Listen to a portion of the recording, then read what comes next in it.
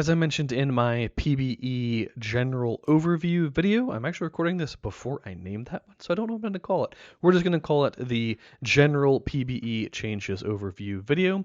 I mentioned that the devs have done like a complete overhaul to various aspects of the game, one of those being how commanders work like entirely. So that's what we're going to talk about in this video. Let's get into it.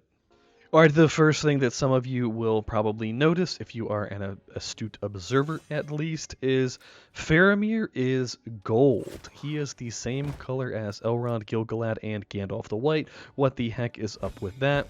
Basically, T1, T2, T3, the entire notion of that is just gone. Commanders are now either blue, purple, or gold. That corresponds to like mighty, epic, and then legendary respectively. And any commander can become legendary. If you see here, we have an awaiting ascension on Gandalf the Great and on Theoden. Currently in the PBE, we cannot interact with this content here, but that will allow me eventually to upgrade Gandalf, Theoden, and any commander that reaches the corresponding respect level from epic to legendary, which will increase their base stats. So now any single commander can be a T3, I guess you would maybe call it. Moral of the story is every single commander can be legendary, so no matter what your favorite commander in the game is, they can have the cool gold color as their background. At least I think it looks cooler.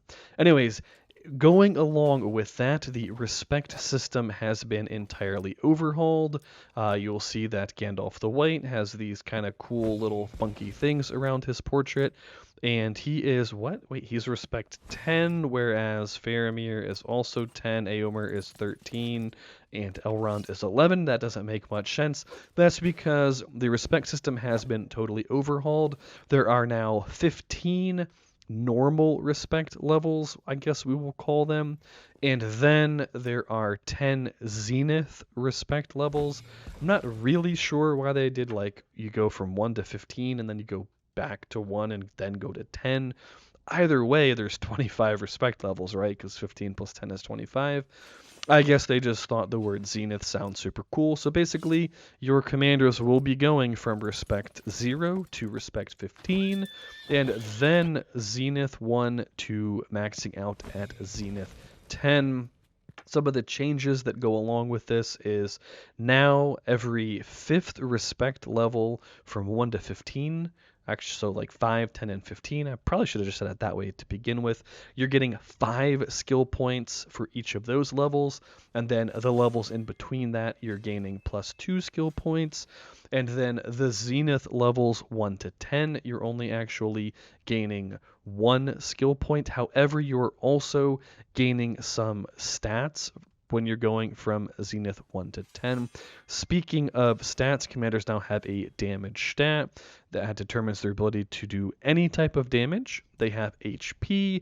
They can actually die in combat. They are much more active participants in combat now.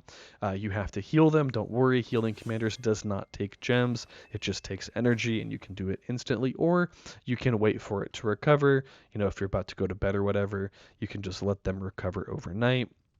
The command stat is just a buff to troops. This no longer influences how many troops you can have. It's just giving your army attack and defense.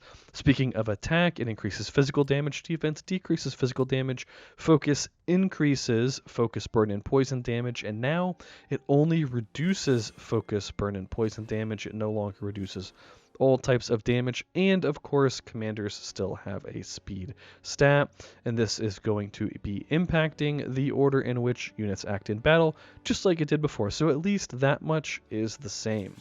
And then moving on to skill trees, there are no more sub-skills, there are only title skills. Basically what happened is these sub-skills got rolled into these title skills. So for example, on live, the white, whenever you attack or whenever you deal damage, rather, it has a chance to do some focus damage. And then there's magical barrier, which increases defense, and blindside, which can stun some stuff. Now the white is just an activated skill that deals focus damage, and at 5 levels into it, you gain a little bit of focus, and then if you put 10 points into this, I should say 10 skill levels, because now there's a difference between skill points and skill levels. At skill level 10, you get your chance to stun back. Really, blindside was guaranteed. This is now a chance, but that's being nitpicky. So now skills go from level 1 to level 10 rather than like 1 to 15 and then 1 to 7 for the sub skills. But each skill level takes 3 skill points. So this right here took me 30 skill points to max, 30 skill points to max.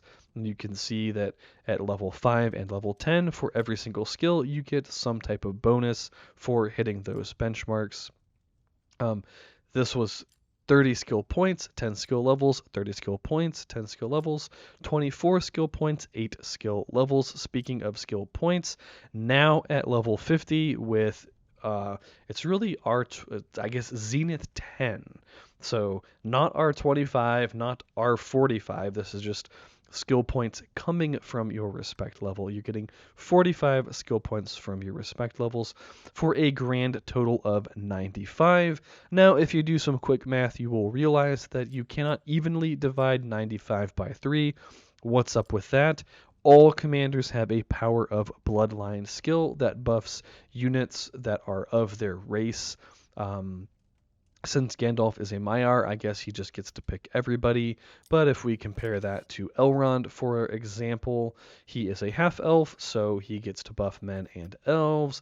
And then if you compare that to, let's say, Faramir, who is only a man, he is giving men unit buffs. I think this will greatly incentivize using these types of units on these commanders. So, I mean, maybe there'll be some cases where you still have like the non-RP aspect of it, where you'd have Gandalf the White running around with Reapers or whatever. However, this can provide some relatively significant bonuses. Also, commander influence level, or some type of influence level, I think this is from your tavern, impacts this as well. So for most commanders, it's going to start at somewhere around 20, maybe a little bit less, depending on how much you've invested in the game. So you do get some of these levels for free, which is kind of nice. Overall, I do like the Power of Bloodline addition. And since you are now building your armies with 4 commanders per march, I like that they have simplified the skill trees, because prior to the PBE, for each army that you're sending out, each march that you're sending out, you're doing the skill points and the equipment for 1 commander, and then you're giving them 3 troops.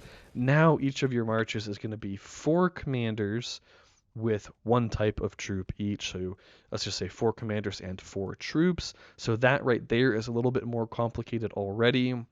I think it would just be kind of ridiculously complicated if you were having to do 4 full skill trees, including sub skills, for 4 commanders. I wish there was another word I could say there rather than just sitting there and saying 4. So I like that it has become at least a little bit more simplified, since you're going to be consistently interacting with more commanders. And I think for a lot of these skills, they have done a pretty good job of incentivizing hitting particular breakpoints. There are some out there that are just completely underwhelming, but this is like the first glimpse we've gotten at this content. Hopefully they will balance it out over time.